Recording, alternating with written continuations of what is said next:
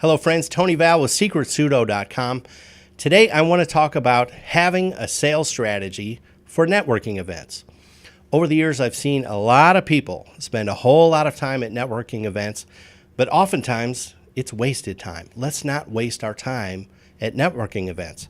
I'm not saying don't go to networking events. They can be really good, but you have to know what you're doing. You have to have a strategy. So that's the topic today. Before we get into it, I wanted to let you know I put a link down below. It looks something like this. This is a link to my favorite selling strategy that you can learn in about 10 minutes. You can implement it today. It's really clever, and I believe it's never been highlighted in a single sales book anywhere. Oddly enough, this came out of an Israeli prison. I find it fascinating. Click that link. I'll send you about a 10-minute video for free. Anyway, back to our topic. So networking events can be great, but I see a lot of people wasting time at networking events. So I think we need to start out with something which might not be obvious to you, but I think if you attend enough networking events, you'll pick this up. Okay, you don't sell at networking events. That's not what happens. And some of the biggest, I'll call them failures at networking events, when people struggle is when they go in with the mindset of, I've got to sell someone today. Okay, that's not how it works. That's not what we're doing. So, let's not feel so pressured at these events because we're not there to sell something. That's not what we're doing. So what are we doing? What does happen at networking events when they're working right? I think two things. We're starting new relationships, and we are fostering pre-existing relationships. That's it.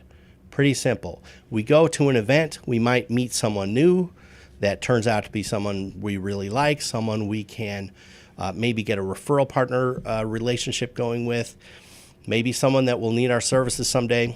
But we also see, if we're good networkers, we go to an event, we see a bunch of people we already know. And so we just strengthen those relationships. That's what really happens. Now, there are some obvious things when you're going to a networking event. These are obvious, but I'll state them anyway. Okay, let's be ready with business cards. Okay, that's kind of a no-brainer, although these days you can almost get away without them. But also, let's get some sort of elevator pitch together.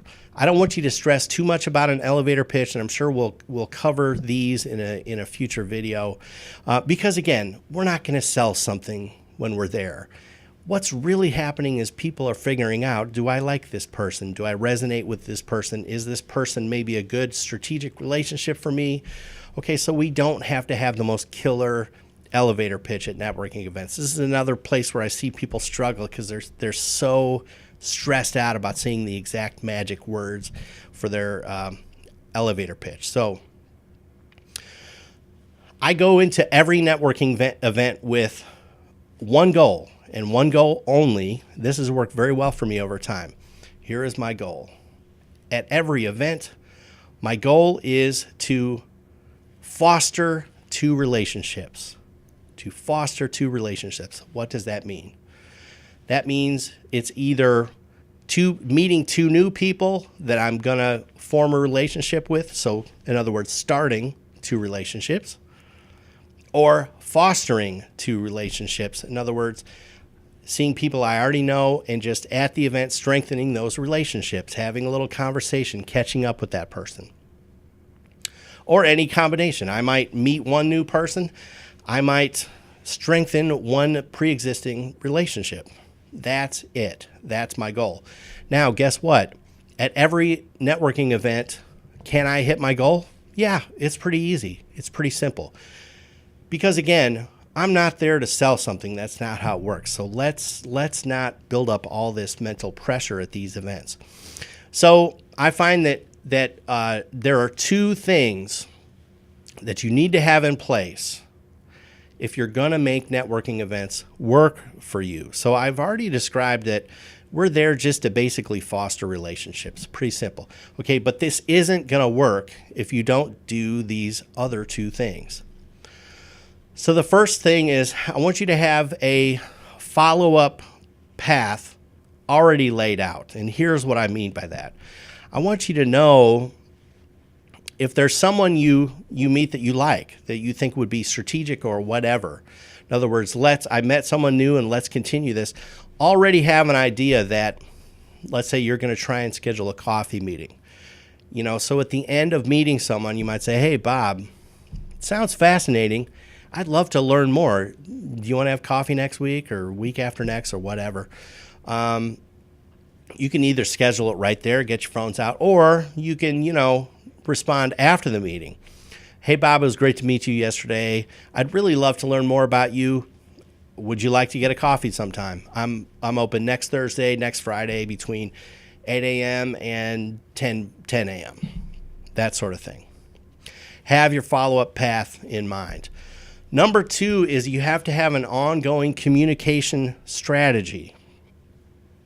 If you're networking, going to these events and doing it right, you're meeting a bunch of people. And of course, the whole trick with networking is you got to stay top of mind. When there's an opportunity out there, you want them to think of you.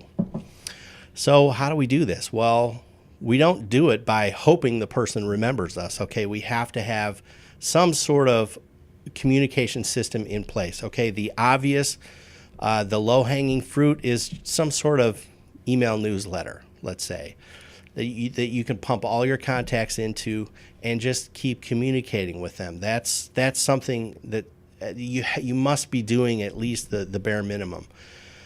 But there are many more things you can do in the way of following up and communicating. But I think in a nutshell, that's how we really get the juice out of networking events. Now, if you want to further your skills and really get good at this, you might consider our Referral Avalanche program. That is a course on secretsudo.com. This really outlines my core networking system that I've spent about the past 20 years perfecting. And at the end of that system, you have basically a very well-coached referral network sending you warm leads, sending you people that need what you do. So consider that. If you're someone that networks a lot, but you feel like you're not getting a lot of juice out of that, maybe that course is for you.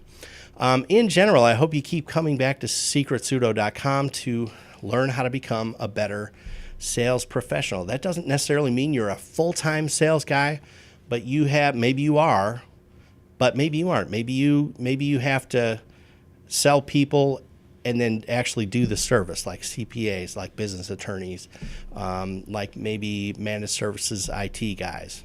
It depends. Keep coming back. I hope you enjoyed today's video. Take care.